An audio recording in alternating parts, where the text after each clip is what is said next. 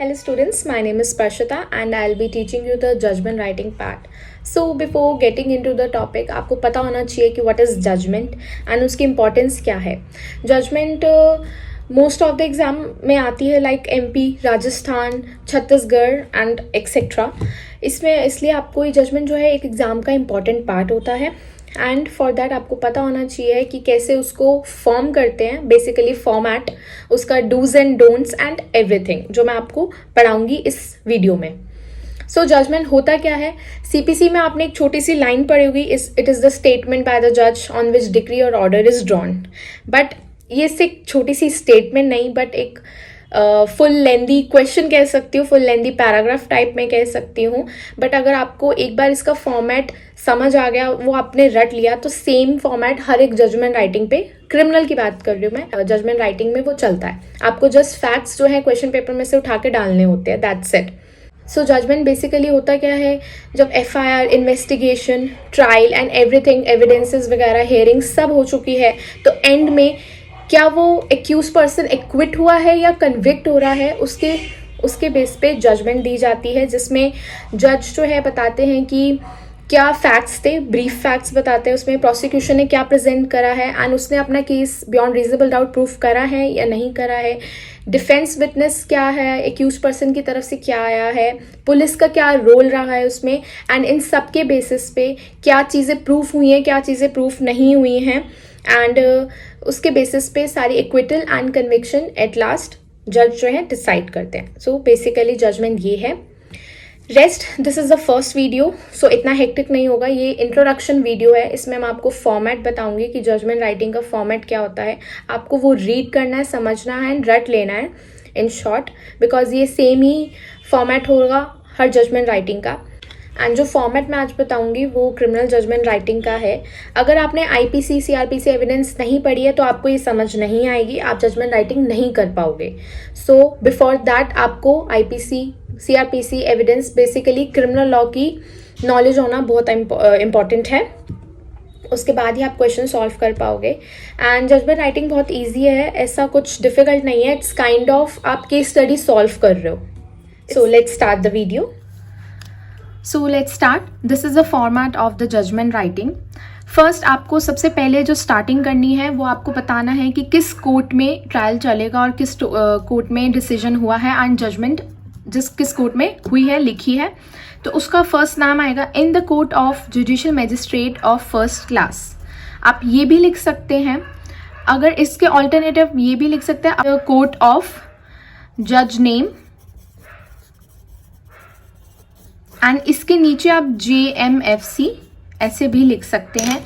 But I prefer कि ये लिखूँ in the court of judicial magistrate, because ये थोड़ा अच्छा भी लगता है देखने में. नेक्स्ट, सेकंड, आपको स्टेट नेम लिखना है, किस स्टेट के कोर्ट में ट्रायल चला एंड जजमेंट उसमें लिखी जा रही है, in capital letters of course. Then presided by, यहाँ पर जज का नेम आएगा एंड केस नंबर जो आपको इस राइट साइड में लिखना है. Just to let you know, मैंने यहाँ पर लिखा है बट ये यहाँ पर आएगा राइट साइड में. Case number is that. Date, यहाँ पर आएगी डेट. डेट में आप कुछ रैंडम डेट नहीं लिखोगे, आप XXX ऐसे लिख सकते हो और MMDD ऐसे लिख सकते हो. आपको कोई रैंडम डेट नहीं लिखनी है. And it goes for the same for the name of the जज. ये भी आपको कोई रैंडम नेम नहीं लिखना है, आप लाइक ऐसे लीव कर सकते हो और आप XXX ऐसे भी लिख सकते हो. सो नेक्स्ट आता है जो क्रिमिनल केस होता है. आप सबको पता होना चाहिए, अगर आपने आईपीसी, सीआरपीसी ये सब पढ़ा हुआ है तो आपको पता होगा कि क्रिमिनल केस जो है प्रोसिक्यूशन उसमें स्टेट होता है, स्टेट वर्सेस एक्यूज का नेम आता है. तो अब यहाँ पर लिखेंगे state of Rajasthan through police station district.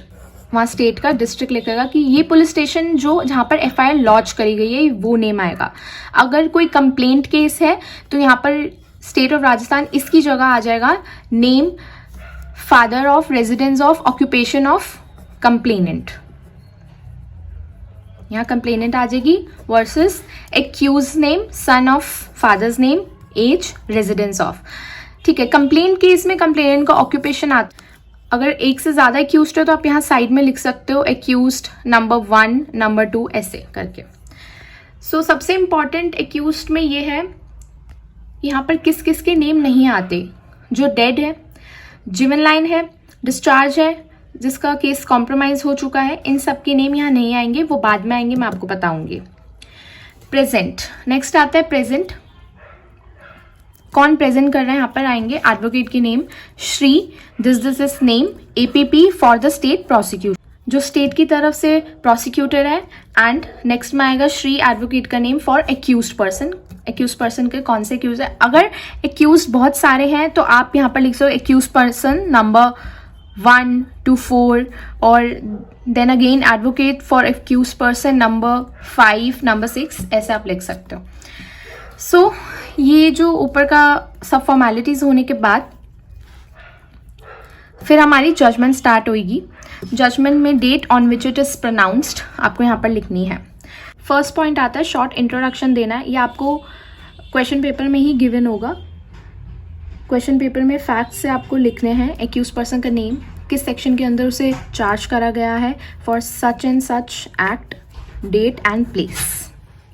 Now second point is undisputed fact. Any undisputed fact, undisputed fact means जिस पे पार्टी वेरिएंस पे नहीं है, जिस पे पार्टी का कोई यू कैन से लड़ाई नहीं है, वो अनडिस्प्यूटेड फैक्ट्स होते हैं। वो आपको क्वेश्चन पेपर में ही गिवन होंगे एंड मोस्टली गिवन होते हैं और मिले होते हैं। तो आपको यहाँ पर लिखना है अनडिस्प्यूटेड फैक्ट के बारे में, दैट ये फैक्ट एक्यूज्ड एंड कंप्लेनेंट के बीच में ऐसा कुछ भी नहीं है, दिस इज अग्रीड। या so third point is prosecution version. यहाँ पर बेसिकली आपको बताना है कि प्रोसिक्यूशन ने क्या करा है एंड उसका वर्जन, उसकी स्टोरी स्टार्ट करने से पहले आप ये लाइंस कुछ लिख सकते हैं। The prosecution story in brief, और you can write briefly stated case of prosecution as unfolded, और the facts of the case in brief are that this.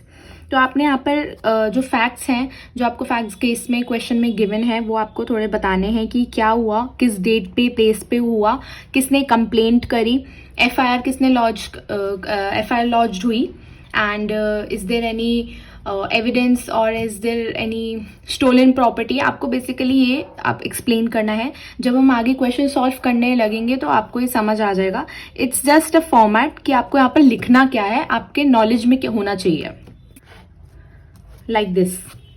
इसमें प्रोसिक्यूशन स्टोरी में complainant story, what happened, date, then police in picture, police ने FIR launch करी, investigation करी, statements record हुई under section 161 and 162 of CrPC. During investigation, अगर investigation के दौरान कोई अरेस्ट हुआ है, कोई प्रॉपर्टी सीज हुई है, examination, chargesheet filed, cognizance, and यहाँ पर अब जो मैंने आपको बताए थे, अब यहाँ पर आप एक्यूज पर्सन जो डेड है, डिस्चार्ज हो गया, कॉम्प्रोमाइज हो गया केस, एब्सकॉन्डेड एक्यूज, यहाँ पर उनके नेम आएंगे। जो स्टार्टिंग मैंने आपको बताया था कि किसके नेम नहीं आते, तो वो यहाँ पर पुलिस इन पिक्चर, यहाँ पर आपको फैक्ट्स में केस यहाँ आएंगे। नेक्स्ट आता है डिफेंस वर्जन और डिफेंस स्टोरी। इसमें आपको सबसे इंपॉर्टेंट लाइन तो आपको हर जजमेंट राइटिंग में क्या लिखनी है कि charge, read over and explain to the accused, accused plead not guilty, claim himself to be innocent. अगर एक्यूज बोल रहा है कि मुझे फॉल्सली इम्प्लीकेट करा गया है एंड मैं ट्रायल चाहता हूं, तो आपको ये लिखना है कि वो नॉट गिल्टी प्लीड कर रहा है एंड देन ट्रायल होगा। ये लाइन लिख के falsely implicated in the case. Then उसने कोई विटनेस प्रोड्यूस करे हैं, कोई डॉक्यूमेंट्री एविडेंस कोई लाया है, तो आपको वो भी राइट डाउन करने हैं। Next fifth point is issues framing. आपको इश्यूज कैसे फ्रेम करने हैं, according to the sections frame करने हैं। For example section 323 IPC says voluntary causing hurt, तो आप कैसे इस पे इशू फ्रेम करोगे, वेदर एक्यूज्ड हर्ट और बीट ए, और whether accused beat A voluntarily. तो जितने आप इश्यूज फ्रेम करोगे उसको आपको बाद 6th पॉइंट जो मैं बताऊंगी उसमें आपको उसके आंसर्स देने हैं। तो जितने में आप इश्यूज यहाँ पर फ्रेम करोगे 5th पॉइंट में, उसके आंसर्स आपको 6th पॉइंट में अभी मैं बताऊंगी आगे, उसको आंसर्स आपको जितने इश्यूज हैं उसके आंसर्स आपको देने हैं इंडियन एविडेंस एक्ट से कनेक्ट करते हुए, उसके सेक्शन से कनेक्ट करते हुए, ताकि आप इन इश्यूज को प्रूफ कर सको। प्रोसिक्यूशन का काम जो होता है वो इश्यूज को प्रूफ करता है एविडेंसेस से। नेक्स्ट आपको क्या यहाँ मेंशन नहीं करना, सेक्शंस मेंशन नहीं करने। फॉर एग्जांपल अगर whether A committed the offence of murder, मैंने यहाँ मर्डर लिखा, मैंने ये नहीं लिखा 300 ऑफ आईपीसी, ये सब आपको नहीं लिखना, आपको सिर्फ नेम लिखना है कि कौन सा ऑफेंस करा है। Next repetition of writing date time, कोई डेट टाइम, प्लेस ये दी हुई है, तो आप अगर आप इश्यूज आपके बहुत सारे हैं तो आप एक बार मेंशन कर दो कि इस डेट, इस टाइम, इस प्लेस पे ये हुआ है। और अगर बहुत सारे इश्यूज है तो बार बार आपको रिपीट नहीं करना है कि इस डेट, आप सिंपली ये लिख सकते हो on the alleged date, time, place, accused did this, सिर्फ ये। अगर 2-3 इश्यूज है तो आप लिख सकते हो डेट एंड टाइम, प्लेस बार बार, but to save your time I recommend कि आप ना लिखो, आप ये लाइन सिंपली लिख दो। This is the 6th point, marshalling, that is arrangement of evidence. ये बहुत इंपॉर्टेंट पार्ट है जो स्कोरिंग भी हो सकता है अगर आपने सही से करा। अब प्रोसिक्यूशन, यहाँ पर प्रोसिक्यूशन विटनेस, आप किसके बारे में लिखोगे? प्रोसिक्यूशन विटनेस, जो भी प्रोसिक्यूशन ने विटनेस प्रेजेंट करे हैं, उन्होंने क्या बोला है, क्या एविडेंस दिए हैं, कोई डॉक्यूमेंट्री एविडेंस, उनके एग्जामिनेशन, उनका क्रॉस एग्जामिनेशन, आपको सब ये एक्सप्लेन करना है। सो आप यहाँ पर लाइन स्टार्ट कर वर्ड्स यूज कर सकते हो, deposed, a word that, also stated, specifically stated. अगर 2 या 3, 4 ज़्यादा प्रोसिक्यूशन विटनेस है तो आप बार बार रिपीट करने की बजाय आप सीधा ये बोल सकते हो कि प्रोसिक्यूशन विटनेस 2 डिपोज दैट। और अगर उसने कुछ अलग से बोला है प्रोसिक्यूशन विटनेस 1 से, तो आप यहाँ पर लिख सकते हो स्पेसिफिकली स्टेटेड ऑल्सो, या फिर also stated that. So in order to save your time, ये कुछ ट्रिक्स होती हैं जो आप इसे मेंशन कर सकते हो। सेकेंड, आपको प्रूफ करना है कि कैसे प्रूफ, प्रोसिक्यूशन ने अपना केस को कैसे स्टैब्लिश करा, प्रूफ करा है, उसे रेलेवेंट बना के एडमिसिबल करा है in evidence according to evidence act. उसके सेक्शंस के अकॉर्डिंग उसने उसे लिंक करके, अपने केस को लिंक करके एविडेंस के अकॉर्डिंग उसे एडमिसिबल बनाया है।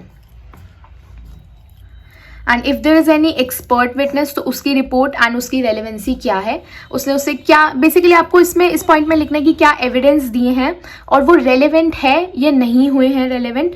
वो तो आप अगर आपने एविडेंस एक्ट पढ़ी है उसके सेक्शंस के अकॉर्डिंग ही आप बता पाओगे। Next 7th point is defence witness. अब एक्यूज भी अपने विटनेस लाएगा ऑफ कोर्स, उसमें आपको एक लाइन तो पहले मेंशन करनी ही करनी है कि एग्जामिनेशन अंडर सेक्शन 313, जो एग्जामिनेशन होता है सीआरपीसी में एक्यूज्ड का। नेक्स्ट, क्रॉस एग्जामिनेशन हुआ है या नहीं हुआ है तो अगर रिबटेबल है, रिबट हुआ है उसे या नहीं करा है, आपको ये सब क्वेश्चन में गिवन होगा। एंड आगे जब हम क्वेश्चन सॉल्व करने लगेंगे तो आपको ये सब इजीली समझ आ जाएगा। ये जस्ट फॉर्मेट है जो आपको अपने माइंड में क्वेश्चन स्टार्ट करने से पहले डालना है। The next point 8th, appreciation of evidence. Appreciation of evidence is very important and अगर आप इसे थोड़ा एक्सटेंड करके और थोड़ा इंफॉर्मेटिव बना के, ज़बरदस्ती एक्सटेंड नहीं कर सकते हो तो आपको बहुत अच्छे मार्क्स भी स्कोर करा सकता है। इसमें आपको बेसिकली बताना होता है कि whether prosecution prove the case beyond reasonable doubt और नॉट, कि उसने जो एविडेंस दी हैं, जो उसने अपने विटनेस प्रेजेंट करे, उनके एविडेंस या डॉक्यूमेंट्री एविडेंस, एनीथिंग, उसने कुछ प्रूफ करा है बियॉन्ड रीजनेबल डाउट, कोई डाउट तो नहीं रह गया, कोई विटनेस तो नहीं रह गया। नेक्स्ट होता है एनी ओमिशन और लैचेस इन एग्जामिनेशन, कोई एग्जामिनेशन करना भूल तो नहीं गया, कोई विटनेस ने कुछ और पहले बोला था या बाद में वो कॉन्ट्राडिक्ट हो गया, तो आपको बेसिकली ये बताना है इसमें। नेक्स्ट आपको बताना है कि अगर कोई एविडेंस कॉरबोरेटेड नहीं है, उसकी कॉरबोरेशन में कोई सपोर्ट में कुछ नहीं मिल रहा, तो वो क्या इंस्पायर कर रहा है कॉन्फिडेंस जज का, कि उस पर हम जजमेंट दे सकते हैं, उसे एक्सेप्ट कर सकते हैं एविडेंस में या नहीं, आपको ये सब। This is the 9th point. Last is acquittal और कन्विक्शन। जो भी आपने एप्रिसिएशन ऑफ एविडेंस करे हैं, मार्शलिंग करी है, उसके बेसिस पे आपको जब केस पढ़ोगे आप क्वेश्चन में, आपको पता चल जाएगा कि कौन से एविडेंस प्रूव्ड हुए हैं, कौन से एडमिसिबल हुए हैं, कौन से रेलिवेंट थे, एंड उसके बेसिस पे एक्विटल हो रहा है या कन्विक्शन हो रहा है, मतलब प्रोसिक्यूशन जीत रहा है या फिर एक्यूज जीत रहा है, उसके एविडेंस ज़्यादा अच्छे थे या किसके थे, तो उसके बेसिस पे आपको पता चल जाएगा। एंड लास्ट में आपको एक्विटल एंड जजमेंट की एक लाइन लिखनी है। लास्ट ये सब पॉइंट्स खत्म होने से पहले लास्ट में जो लाइन क्या आएगी, after pronouncement of conviction against accused person this names आएंगे उनके ऑफ ऑफेंस के name, they were heard on the question of sentence. अगर आपने सीआरपीसी पढ़ी है तो आपको पता होगा वारंट ट्रायल में एक्यूज्ड को सब एक्विटल एंड कन्विक्शन के बाद सब सुनने के बाद जो है उसके सेंटेंस पे सुनते हैं। Next order, last is the order में आपको बेसिकली बताना है कौन सा एक्यूज्ड कौन से ऑफेंस के लिए कन्विक्ट हुआ है और कौन सा एक्यूज्ड कौन से ऑफेंस के लिए एक्विट हुआ है, उसकी पनिशमेंट मेंशन करनी है। ये पनिशमेंट है।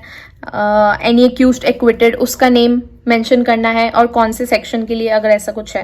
एंड सबसे इम्पॉर्टेंट पार्ट है जो सीआरपीसी में अगर आपने अच्छे से पढ़ा होगा तो उसमें बताता है जज कि क्या कॉन्करेंटली रन करेगा substantive sentence. And next set of.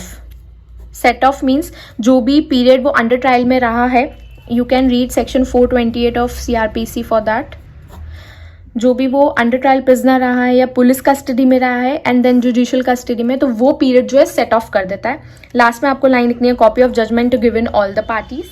Last में कोई order of disposal of property या रिटर्न करनी है कोई प्रॉपर्टीज, लाइक अगर कोई स्टोलन प्रॉपर्टी का मैं आपको एक क्वेश्चन करवाऊंगी, उसमें जो प्रॉपर्टी स्टोलन हुई थी तो एंड में आपको लिखना है कि after limitation period stolen property जो है ओनर को रिटर्न हो जाएगी। कोई प्रॉपर्टी डिस्पोज करनी है उसका आपने एक नोट लिखना है।